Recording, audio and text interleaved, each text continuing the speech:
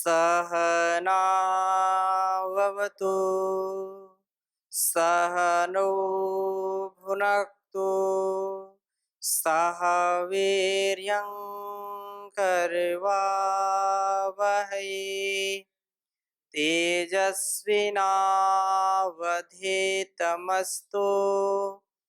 मा विद्विषावहै। ओम शांति शांति शांति। वेदो अखिलो धर्म मूलम। वैदिक जीवन पद्धति में हम वेद के परिचय, वेद की चर्चा के विषय में पढ़ रहे हैं। वेद क्योंकि सारे व्यवहारों का, सारे कर्तव्यों का, सभी वर्ण और आश्रमों का जो ज्ञान है, जो विज्ञान है, वह मूल रूप से वेदों से हमको मिलता है। इसलिए वेद का पढ़ना, पढ़ाना, सुनना, सुनाना तथा आचरण में लाना हम सबका, अर्थात जो ऋषियों के सच्चे उत्तराधिकारी हैं, उनका पालन करना परम कर्तव्य है। परम यह सौभाग्य है कि हमको ये जीवन मिला है। इस सौभाग्य को हम समझे, जाने।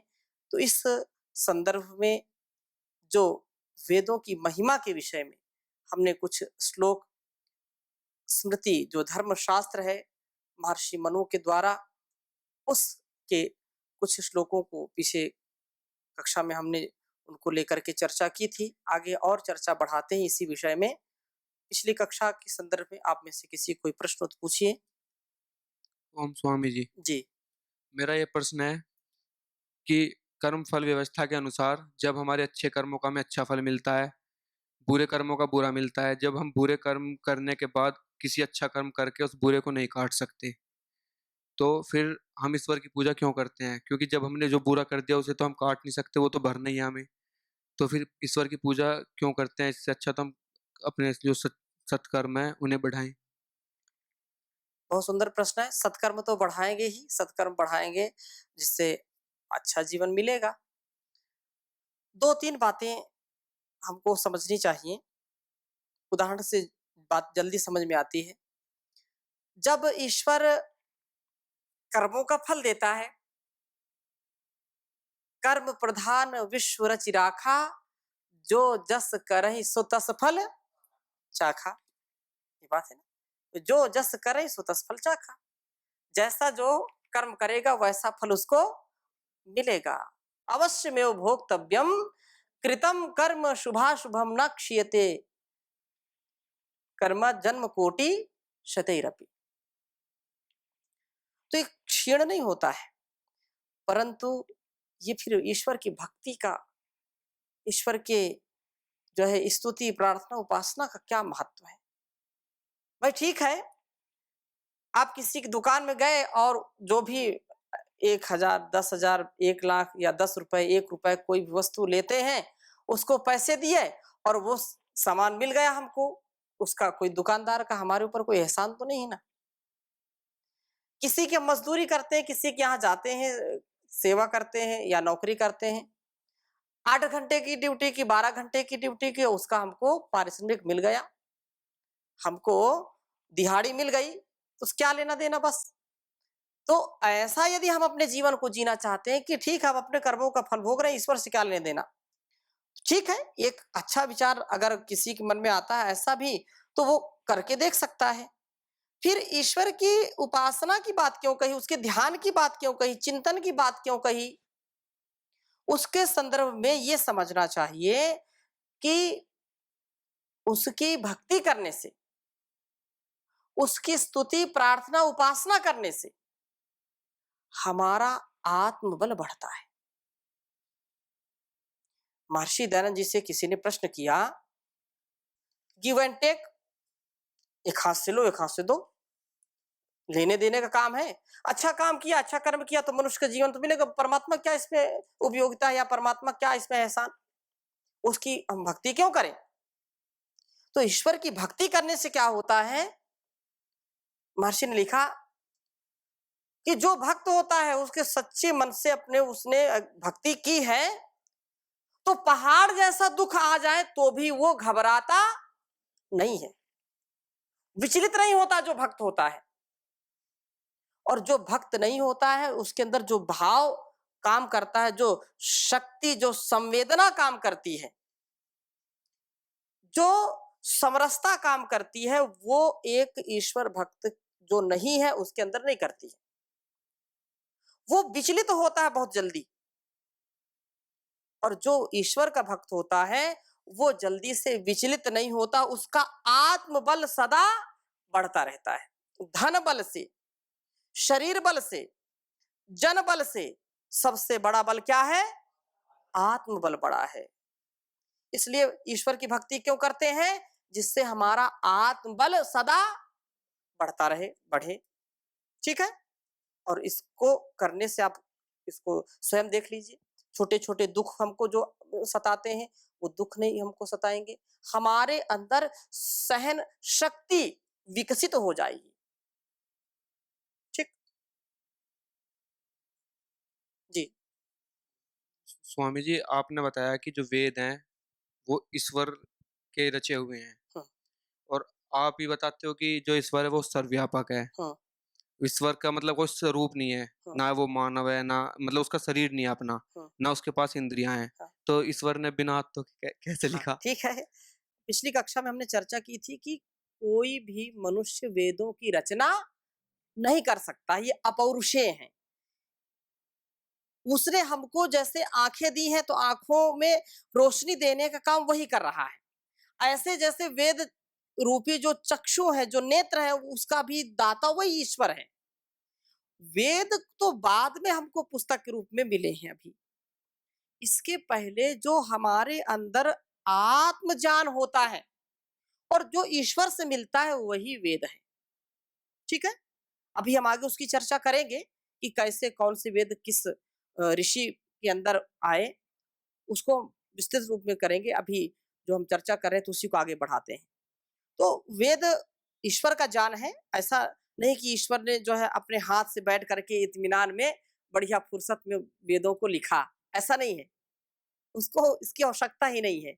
वो एक साथ ही एक जैसा ज्ञान लाखों करोड़ों के हृदय में देने में सक्षम है। ठीक है? तो और किसी कोई प्रश्न? जी, ओम स्वामी जी। जी, हाँ, वेदों के अनुसार आपने बताया कि कर्म फल व्यवस्था होती है। जी। तो एक वेदों में परमात्मा गुण आता है कि परमात्मा दयालु भी है। हुँ। तो अगर परमात्मा दया करेगा तो फिर कर्मों का फल कैसे मिलेगा? दोनों उसके अंदर गुण हैं। वो दया भी करता है और न्याय भी करता है। ठीक है? हमारी समझ में उसको लगता है कि नहीं, नहीं ये तो गड़बड़ मामला है, ऐसा नहीं है। हमको जो भी वो कष्ट देता है, उसकी दया ही है। ठीक है? क्योंकि इस संसार में जो हो रहा है वो शुभ है या अशुभ की तैयारी है, ज्ञान की दृष्टि से। अब बोलो कोरोना आ गया तो ये शुभ है क्या अशुभ है? ये शुभ है या शुभ की तैयारी है? ये शुभ की तैयारी है। क्यों? लोगों ने अपनी जीवन शैली को बिल्कुल बदल दिया, दूषित कर दिया। आचार विचार व्यवहार में, आहार में घोर परिवर्तन आ गया। अब ये समस्या आई है तो लोगों ने फिर से वो पुराना जो आचरण है, जो प्राचीन काल की चीजें, उनको धीरे धीरे आत्मसात करना शुरू कर दिया है। कोरोना के आने से अब ये आगे कभी जो है इस पर लोग निबंध लिखाएंगे, जैसे बोलते हैं कि विज्ञान वरदान या अभिशाप। तो कभी कालांतर में लिखाया जाएगा कोरोना जो है अभिशाप बन के आया था कि वरदान बन के आया था। तो दोनों इसमें लोग लिखेंगे, वरदान भी किसी के लिए है, किसी के लिए अभिशाप भी है, दोनों आएंगी चीजें।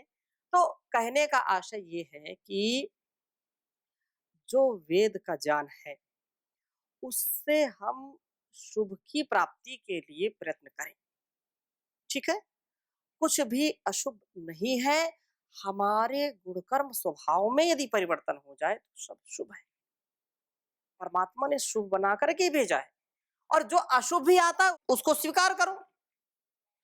अब किसी को, उल्लू को दिन में दिखाई नहीं पड़ता, तो सूर्य उसके लिए क्या है? अशुभ है। बोलो, है कि नहीं अशुभ? और कुछ को जो है रात्रि में दिखाई नहीं पड़ता, दिन में दिखाई पड़ता है।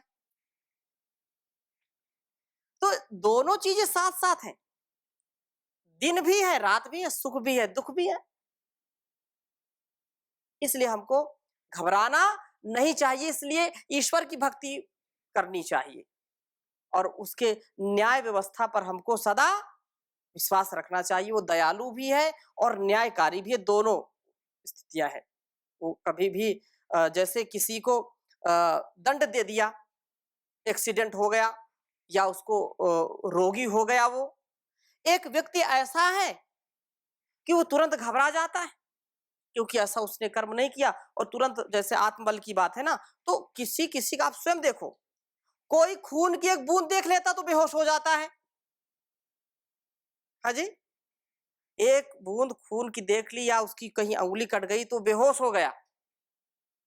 और एक व्यक्ति ऐसा है कि हाथ भी कट जाए, एक्सीडेंट भी हो जाए, तो भी उसको सहन कर लेता है। क्या बात है? इसका तात्पर्य यह है कि उसकी सहन शक्ति ज्यादा है, उसका आत्मबल बड़ा है। तो आत्मबल ऐसे नहीं मिलता है, आत्मबल ज्ञान से मिलता है, ईश्वर से मिलता है। तो उसकी व्यवस्था पर हमको पूरा भरोसा रखना चाहिए। वो जो कष्ट मिल रहे हैं, दुख मिल रहे हैं, एक व्यक्ति उनको सहन नहीं कर पा रहा है, आत्महत्या कर लेता है, और एक व्यक्ति सब कुछ सहन करता है, तो एक तरफ तो मुसीबतों का पहाड़ टूटा है क्योंकि उसने ऐसा कोई कुकृत्य किया है, कभी कोई ना कोई ऐसा कार्य किया है तो उसको सहन करना पड़ रहा है। ये तो क्या है? उसकी न्याय व्यवस्था है कि जैसे को तैसा, टिट फॉर टैट, सठे साठ्यम समाचरित, जैसे को तैसा मिलेगा। लेकिन उसकी दया क्या है? वो विचलित नहीं हो रहा व्यक्ति, वो धैर्य रखे हुए शांत है, प्रसन्न है, ये उसकी दया है। अंदर से उसके अंदर ऐसे भाव भी आ गए, दया और न्याय दोनों साथ साथ चलते हैं। और हजारों उदाहरण दिए जा सकते हैं, अभी प्रसंग में आते हैं। तो इस वेद विद्या को समझने का हमको प्रयास करना चाहिए, और वेद शास्त्र का विद्वान, जो वेद शास्त्र का विद्वान सेनापति के कर्तव्य, राज्य व्यवस्था, दंड नीति और संपूर्ण देश देशांतरों पर शासन के योग्य होता है। बहुत बड़ी बात कह दी। जो वेद का भेद जानता है, जो वेद के ज्ञान को आत्मसात करता है, वही सच्चा शासक हो सकता है, प्रशासक हो सकता है, वही सच्चा ज्ञानी हो सकता है, कर्तव्य पालन वही ठीक कर सकता है, और राज व्यवस्था, दंड नीति आदि भी वो संपूर्ण देश देशांतरों को भी योग्य शासन प्रदान कर सकता है। और पहले ऐसा होता था कि वेद आदि शास्त्रों का स्वाध्याय होता था, जिससे एक एक व्यक्ति में असीम सामर्थ्य होता था, आज भी है। यदि उसको कोई विकसित करता है तो देश देशांतरों तक उसका यश और मान कीर्ति होती है। परम पूज्य स्वामी जी महाराज, परम पूज्य आचार्य श्री ने वेद के ज्ञान को आत्मसात किया और वो देश देशांतरों तक फैला। ऐसा कार्य युग युगांतरों में कोई करता है। तो यही बात यहाँ पर कही है कि सेनापत्यम च राज्यम च दंड नेतृत्वमेव च सर्वलोकाधिपत्यम च वेद शास्त्र विदहति, कि वेद और शास्त्र जो है विदहति, वही व्यक्ति जो सेनापत्यम, सेनापति हो सकता है, श्रेष्ठ जो वेद का ज्ञानी जो है, जो व्यक्ति पुरुष धीर गंभीर अपने व्यक्तित्व को बना करके रखता है, वो पूरे जो है सेना को सही दिशा में लगाएगा। वो नेता है तो भी बहुत अच्छा नेता बनेगा, और वो राज व्यवस्था करने वाला है, राजा है तो राज व्यवस्था उत्तम करेगा। यदि वो दंड देने वाला है तो दंड भी उत्तम रीति से देगा, और संपूर्ण देश देशांतरों पर शासन के योग्य होता है जो वेद का जाता होता है। इसलिए वेद क्या है, ये बात बताइए। एक श्लोक जो हमने मनुस्मृति का पिछली कक्षा में पढ़ा था कि पितृदेव मनुष्याणाम वेदस चक्षु सनातनम, कि वेद क्या है, सनातन चक्षु है, सनातन नेत्र है। क्योंकि नेत्र क्या है, नेत्र देखने का साधन है। और ये सारे, अगर हम पूरे चेहरे की बात करें तो नेत्र सबसे प्रधान है। ऐसे तो नाक भी है, लेकिन नेत्र से ज्यादा कार्य करते हैं। देखना, आंखों से बात करना, इशारा करना, करुणा के भाव दिखाना, क्रोध के भाव दिखाना, कितने कितने आंखें हैं। नजरें जो हैं, नजरें बदली तो नजारे बदल गए, ऐसा है ना। तो नजरें जो है बहुत वो है हमारे व्यवहार को। यदि किसी की आंख नहीं, उससे पूछो आंख की क्या कीमत है।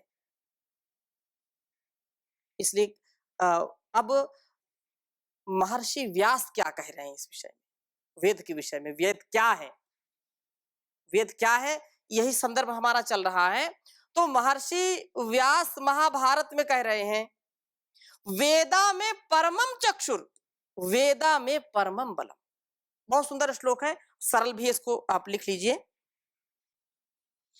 वैदिक जीवन पद्धति में हम अनेक शास्त्रों के निचोड़ को पढ़ते हैं और कोई भी संदर्भ लेते हैं तो उसमें तथ्य सत्य और संदर्भों के साथ प्रस्तुत करने का हम प्रयास करते हैं। महर्षि वेद व्यास क्या कह रहे हैं इस विषय में, वेदा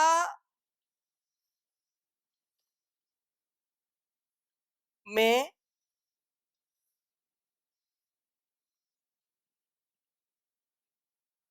परमम चक्षुर,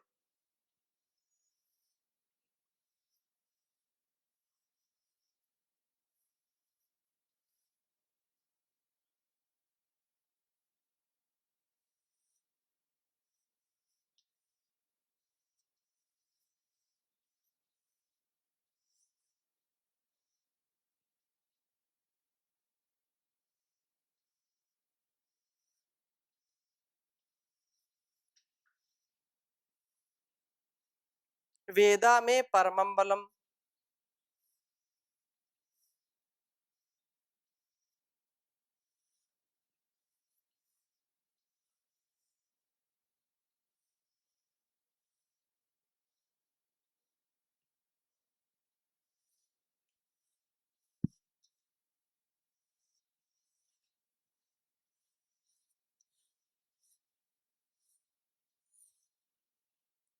परमम बलम, वेदा में परमम धाम,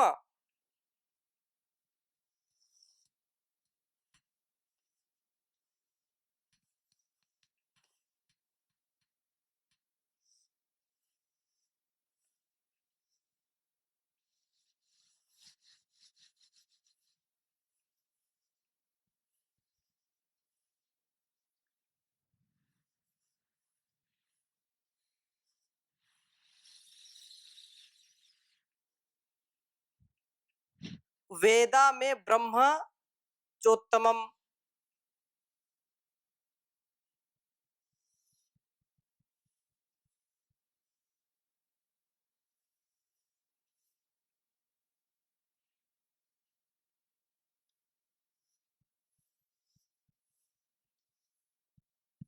वेदा में ब्रह्म च उत्तमम।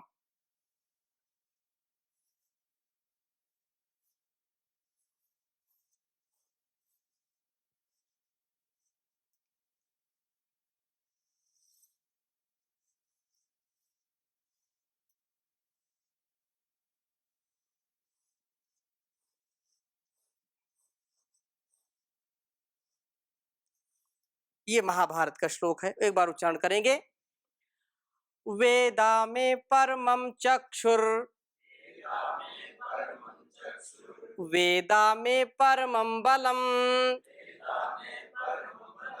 वेदा में परमम धाम, वेदा में ब्रह्म चोत्तमम। बहुत सुंदर बात कही कि वेद क्या है? वो वेद ही मेरा, अर्थात जो कृष्ण द्वैपायन व्यास जी कह रहे हैं कि वेद ही मेरा परम नेत्र है। वेदा में परमम चक्षुर, परम नेत्र है ये मेरा आंख है, ये आंख है, ये दृष्टि है, ये नयन है। इसको नयन कहते हैं ना। नयन, नयनम, जो मुख है उसका नयनम, नयन जो ले जाने वाला है। आंख हमको कहीं ले जाती है कि नहीं? अगर आंख ना हो तो हम कहीं जाएंगे क्या? दीवार पकड़ करके पूरा इसको घूमना पड़ेगा, कहां पर दरवाजा है तो दीवार के सहारे जाएंगे। आंख है तो सीधा बस केवल घुमाए और निकल गए। तो नयनम प्रधानम, ये नयन जो है ना, ये प्रधान है। तो ये वेद रूपी जो नयन है, वेद रूपी जो आंख है, वो परम नेत्र है। और वेद ही मेरा परम, वेदा में परमम बलम, वेद क्या है? परम बल है, वो बल देने वाला है। या आत्मदा बलदा यस्य विश्वोपासते, वह परम बल को देने वाला है परमात्मा। और परमात्मा का ज्ञान जो वेद है वो हमारे लिए है। तो हमारे अंदर बल का आधान भी कराता है। जो आत्मिक उन्नति है, शारीरिक उन्नति है, सामाजिक उन्नति है, वो उसको कौन देता है? वेद देता है। इसलिए कहा वेदा में परमम बलम, वेदा में परमम धाम, वेद ही मेरा परम प्राप्तव्य स्थान है। यही मेरे प्राप्त करने का जो है प्राप्तव्य स्थान है। इसको पा लिया, जान पा लिया तो फिर मोक्ष की प्राप्ति होगी।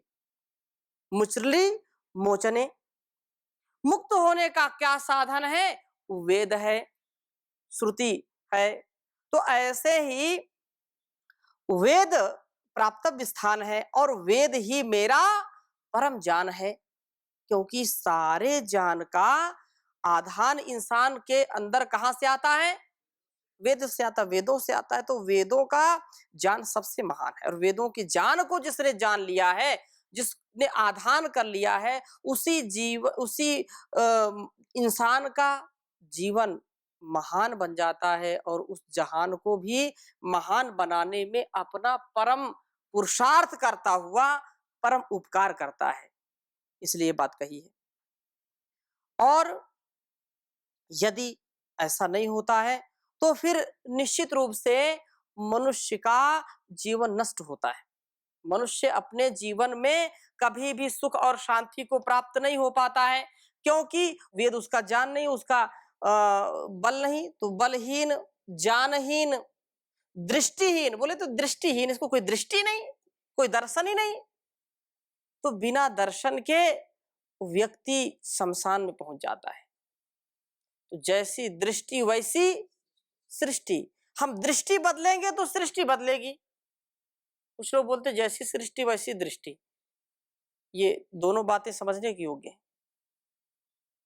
हमारी जो है नजरें, हमारी जो, जैसे कहा नजरें बदली नजारे बदल गए। अपने दृष्टि, कोई उसी में काम के दर्शन करता है, कोई राम के दर्शन करता है। वस्तु एक ही है लेकिन दृष्टि भेद है सबका। उसमें कोई आसक्ति पूर्वक, विचार पूर्वक कोई रखता है भाव, कोई उसमें आसक्त होता है और कोई आसक्त नहीं होता है। दृष्टि दोनों की पड़ रही है, एक ज्ञानी की भी दृष्टि उस पर पड़ रही है और एक अज्ञानी की भी पड़ रही है। इसलिए संसार में हमको निश्चित रूप से ऐसे जीवन को जीना चाहिए जो हमारे और दूसरों के लिए कल्याणकारी हो। और वो सच्चा मार्ग दिखाने का, सच्चा कर्तव्य दिखाने का जो प्रकाश है, जो टार्च है, जो दीपक है, वो क्या है? वेद रूपी ज्ञान है। इस ज्ञान विज्ञान को हम आत्मसात करें और अपने संतानों को श्रेष्ठ बनाएं, स्वयं अपने जीवन को श्रेष्ठ बनाएं, इस धरा और धाम को श्रेष्ठ बनाएं।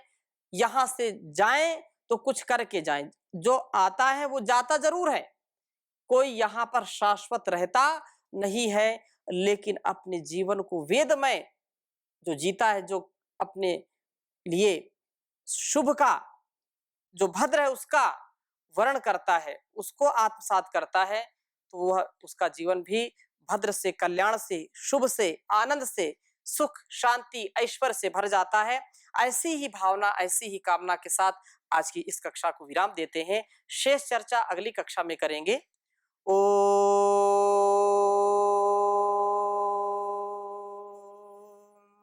शांति शांति शांति।